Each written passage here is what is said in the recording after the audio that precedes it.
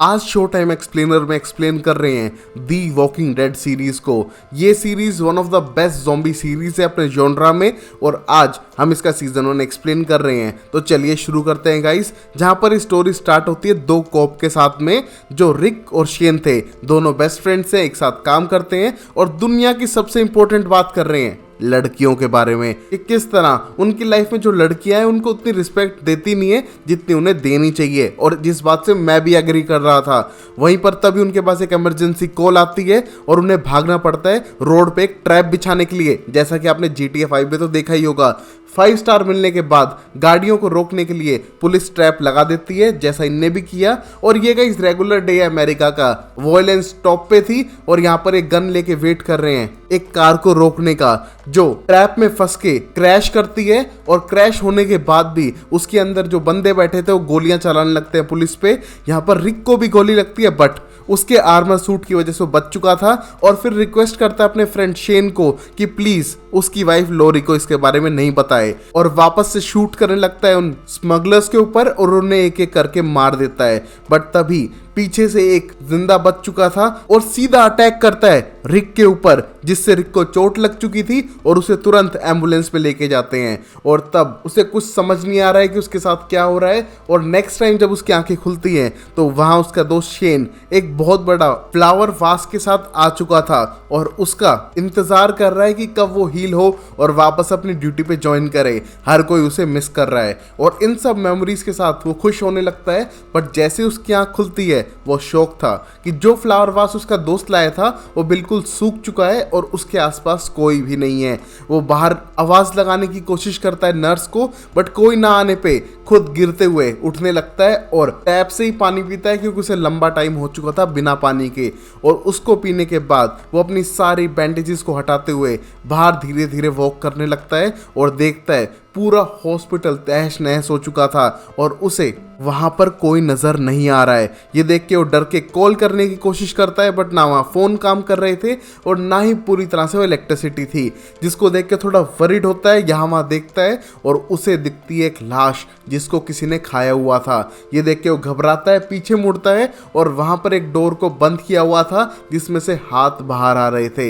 ये देख के वो समझ चुका था कि यहाँ कोई तो गड़बड़ चल रही है और जल्दी से जल्दी वो इस बिल्डिंग से बाहर निकलता है और देखता है बहुत सारे लोगों की लाश बिछाई हुई थी और मिलिट्री बेस बनाए हुआ है उनके टाउन में जो अब खाली हो चुका है। इन सबको देख के थोड़ा नर्वस था कि उसके बेहोशी के टाइम में बहुत कुछ बीत चुका है जिसके बारे में उसे नहीं पता है। वहीं आगे बढ़ते हुए उसे एक अधकटी लाश दिखती है जो अपने आप मूव कर रही थी, जिसको देख के वो डरता है और जल्दी से एक साइकिल उठा के वहां से अपने सीधा घर पहुंचने की कोशिश करता है क्योंकि इस हालत में भी वो सिर्फ अपनी वाइफ और बेटे की चिंता कर रहा था। बट उसे वो वहां पर नहीं मिलते हैं, जिसको देख के वो टूट चुका है, रोने लगता है क्योंकि गाइस हर आदमी की फर्स्ट प्रायोरिटी बीवी और बच्चा ही तो है और इसकी लाइफ से वो दोनों ही गायब थे। और तभी बाहर निकल देख पाता है एक बंदा आराम से रोड पे वॉक करते हुए आने लग रहा है और उसे लगता है कि शायद मैं इससे हेल्प मांगू। बट तब तक एक बच्चा आके पीछे पट से हेडशॉट मार के उसको बेहोश करता है, जहां पर उसे लग रहा है कि ये उसका बेटा कार्ल है, जिसे सुन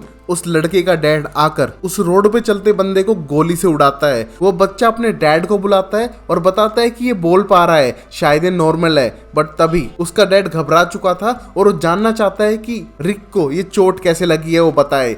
बट यहाँ पर कुछ बताए उससे पहले वो बेहोश हो चुका है और जैसे ही फिर उसकी आंख खुलती है वो बेड पे बांधा हुआ था, बिल्कुल रोमांटिक सिचुएशन में। बट गाइस ऐसा कुछ भी नहीं है। यहाँ पर वो डरा हुआ था कि ये कभी ज़ॉम्बी में टर्न ना हो जाए, इसके लिए उसे बांधा हुआ है और जानना चाहता है कि उसको किसने काटा था। बट यहाँ पर उसका कहना था कि उसे गन शॉट लगी है और उसने कोई ऐसा काम नहीं किया कि कोई उसे काटे। आई होप आप समझ रहे हो। और फिर वो आदमी उसका टेम्परेचर चेक करता है जो बिल्कुल नॉर्मल था और फिर उसे खोलने के बाद उसको खाने की टेबल पे बुलाता है। इस मोमेंट पे रिक बहुत ज्यादा कंफ्यूज्ड है कि वो फ्रेड और सिंडी की प्लेस पे रहने लग रहे हैं, तो फ्रेड और सिंडी कहाँ हैं। बट तभी उस आदमी का कहना था कि यहाँ पर कोई भी नहीं था और अब सिर्फ वो सरवाइव कर रहे हैं। रिक कंफ्यूज था, ये बंदा तो सही दिख रहा है बट इसने उस रोड पे चलते आदमी को क्यों मारा। बट तभी उसका बेटा एक्सप्लेन करता है कि वो कोई इंसान नहीं था और अब उन्हें इनके बारे में बात नहीं करनी चाहिए। इस मोमेंट पे रिक थोड़ा टेंस था, बट खाना खाने के बाद बाहर झांकने की कोशिश करता है, जिसके लिए साफ मना करता है मॉर्गन और एक्सप्लेन करता है कि प्लीज अंदर ही रहो, यहाँ पर वो उन्हें देख सकते हैं और अगर वो दिख गए तो शायद उनके घर पे अटैक भी कर दें। और तभी बताने लगता है रिक को कि किस तरह वो वरीड थे कि उसे बाइट है कि नहीं है, क्योंकि बाइट आने के बाद उसकी मौत पक्का थी और मरने के बाद वापस जिंदा होकर वो लोगों पे अटैक भी कर सकता था। और मरते टाइम उसकी हालत बहुत बुरी हो जाती फीवर से, जैसी उसकी वाइफ की हुई थी। यहाँ पर यह सुनकर उसका बेटा थोड़ा सैड फील करने लगता है, बट तभी रिक अपने बारे में बताता है कि किस तरह वो शेरिफ है और वो अपने बेटे और वाइफ को ढूंढते हुए यहाँ पर आ चुका था। इस मोमेंट पे एक कार की आवाज से सारे ज़ॉम्बीज वहां पर गैदर होने लगे थे और अपनी गलती बताता है मॉर्गन की उसे शूट नहीं करना चाहिए था, क्योंकि उसकी आवाज से कुछ ज़ॉम्बी आए और अब इस कार से और ज़ॉम्बी आने वाले थे। वो छोटे होल से देखने लगते हैं जहां पर ड्यूकेन सारी लाइट्स को डिम करने लगता है, जिससे कि वो सेंटर ऑफ अटेंशन ना बने। नेक्स्ट ही मोमेंट पे मॉर्गन अपनी वाइफ जेनी को देख पाता है जो ज़ॉम्बी में कन्वर्ट हो चुकी है और उनकी तरफ बढ़ रही है। ये देखकर उसका बेटा तो इमोशनल होकर रोने लगता है। मॉर्गन उसे संभालने की कोशिश कर रहा था, बट यहाँ रिक उस पे नजर गड़ाए हुए था। प्रिटी एवरेज मैन दूसरे के बंदी पे पहले नजर है, यहाँ पर उसे फॉलो करता रहता है। जहां जेनी ज़ॉम्बी बनने के बाद भी गेट को खोलने की कोशिश कर रही थी अंदर आने के लिए, और ये बहुत ही ज़्यादा स्कैरी था, क्योंकि वो अगर गेट खोल सकते हैं तो उनका पीछा भी कर सकते हैं। पर गेट नहीं खुलता है क्योंकि अंदर से पूरी तरह से जाम किया हुआ था।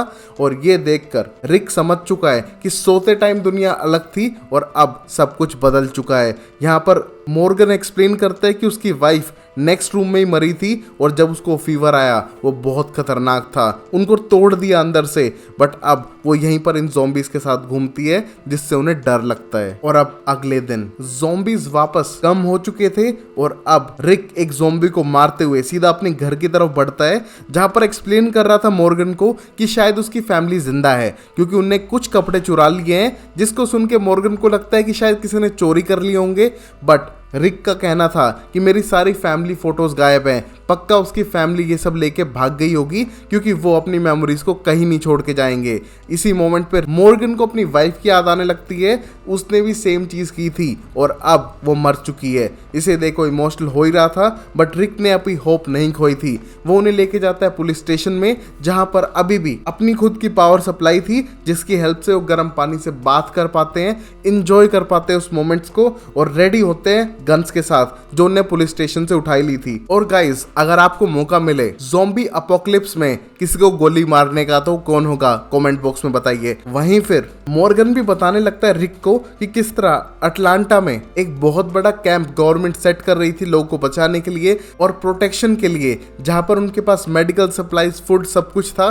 बट कुछ टाइम बाद वहां से कोई भी खबर आनी बंद हो गई। लगता है कि कुछ गड़बड़ हुई होगी, बट वो तुम्हारा एक ऑप्शन हो सकता है अपनी फैमिली को ढूंढने का, जिसके लिए रिक अलग निकलने लगता है और ये फैमिली यहाँ से जाने में बिल्कुल भी इंटरेस्टेड नहीं थी। नेक्स्ट मोमेंट पे रिक को अपना दोस्त मिलता है जो ज़ॉम्बी में कन्वर्ट हो चुका था और उसकी इस मिजरी को हटाने के लिए उसे वो गोली मारता है। ये देखकर मॉर्गन एक्सप्लेन करता है कि इस गन शॉट को सुन के बहुत सारे ज़ॉम्बी यहाँ पर आने वाले हैं, तो इससे बेटर है कि हम पहले निकल लें। एक दो ज़ॉम्बी से कोई खतरा नहीं है, बट जब वे पूरे हर्ड में चलते हैं तो ये बहुत खतरनाक हो सकते हैं, और प्लीज रिक अपनी सेफ्टी रखे। यहाँ पर एक वॉकी टॉकी शेयर करते हुए दोनों अपने अलग अलग रास्तों पे जाने लगते हैं।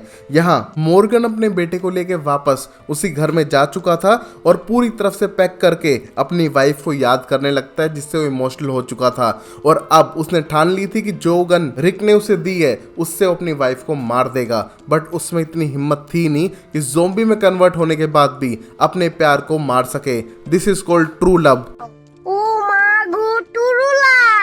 जो गाइस शायद आज के जमाने में पॉसिबल भी नहीं है। नेक्स्ट मोमेंट पे हम रिक को देखते हैं जिसने अपने कोलीग ज़ॉम्बी को पट से हेडशॉट से उड़ाया था और आगे जाते टाइम उस हाफ कट बॉडी वाले ज़ॉम्बी को भी मार डालता है और बढ़ने लगता है अटलांटा की तरफ, जहां पर उसे होप है कि उसकी फैमिली जरूर मिल जाएगी। जिस चक्कर में वो रेडियो सिग्नल ऑन करके कनेक्ट करने की भी कोशिश करता है एक ग्रुप से जो सिटी के बाहर कैंप लगा के रहने लग रहा था, और उन्हें बताता है कि वो अटलांटा के हाईवे 85 पे आने लग रहा है। बट तभी उनकी कॉल डिस्टर्ब होती है और सिग्नल ब्रेक होने के बाद उसका दोस्त शेन उस मशीन को बंद कर देता है। वहीं एक लेडी आवाज सुनने के बाद हेल्प के लिए वहां जाना चाहती है जिससे कि लोगों की जान बचा सके, बट शेन ऐसा करने नहीं देगा। उसको अकेले में ले जाता है और उसे रिक्वेस्ट करता है कि उसकी जिम्मेदारी है उसके बेटे को संभालना, वो अपनी जान खतरे में बिल्कुल नहीं डाल सकती है और उसका बेटा बहुत कुछ देख चुका है और प्लीज उसे मत दिखाओ। ये कहने के बाद दोनों किस करने लगते हैं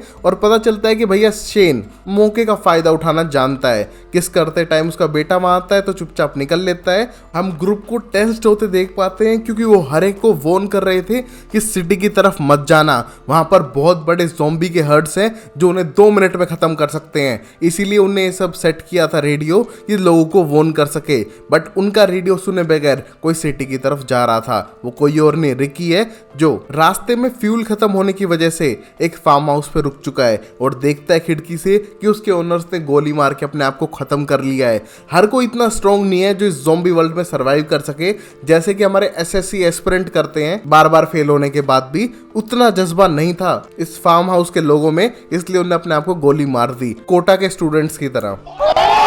बट तभी रिक को दिखती है एक होप घोड़े के रूप में, जिसे वो पेट करते हुए सीधा सिटी की तरफ उस पर बैठ के तुगड़ुक तुगड़ुक करते हुए आने लग रहा था। और सिटी में पहुंचने के बाद उसकी आवाज से कुछ ज़ॉम्बीज उसके पीछे आने लगते हैं, बट इस बंदे को तो परवाह ही नहीं है। उसे क्या लगता है ये ज़ॉम्बी उसका पीछा कर पाएंगे मून वॉक करते हुए? बिल्कुल भी नहीं। यहाँ पर रिक आगे बढ़ने लगता है घोड़े पे और उसे एक हेलीकॉप्टर की परछाई दिखती है जिसका वो पीछा करने की कोशिश करता है तेज भागते हुए चिल्लाते हुए, बट तभी उसे मिलता है सरप्राइज, एक बहुत बड़ा ज़ॉम्बी का हर्ड जो उसका पीछा करने लगा था अपनी पूरी स्पीड में मून वॉक करते हुए। बट तभी घोड़ा डर चुका है, वो भागने की कोशिश करता है बट चारों तरफ से घिर चुका था ज़ॉम्बीज से। और फिर ये ज़ॉम्बीज इतने पास आ जाते हैं कि वो रिक को घोड़े से गिरा देते हैं और बनाते हैं इस घोड़े को अपना डिनर। उस मोमेंट पे रिक एक दो को मारकर जल्दी से वहां से भागने की कोशिश करता है, बट चारों तरफ से वो घिरा हुआ था। इसी के लिए वो टैंक के अंदर जाने लगता है जो आर्मी वाले लोगों ने वहीं पर छोड़ दिए थे। मतलब आर्मी भी फेल हो चुकी थी इन सबको रोकने के लिए। बट चारों तरफ से घिरने के बाद उसे लगता है कि वो 2 मिनट में ही पक्का मरने वाला है इन ज़ॉम्बी के हाथों। बट उसे दिखता है एक होल टैंक के अंदर जिसके अंदर जाके वो अपनी जान बचाता है, बट तभी उसे एक और ज़ॉम्बी मिलता है जिसकी गन लेके उसे ही मार डालता है क्योंकि वो एक सोल्जर था, इन्फेक्टेड बैठा हुआ था सिर्फ रिक के इंतजार में। बट रिक ने इसको भी मार दिया है और बाहर जाके देख पाता है कि चारों तरफ ज़ॉम्बी है और वो सरवाइव नहीं कर पाएगा।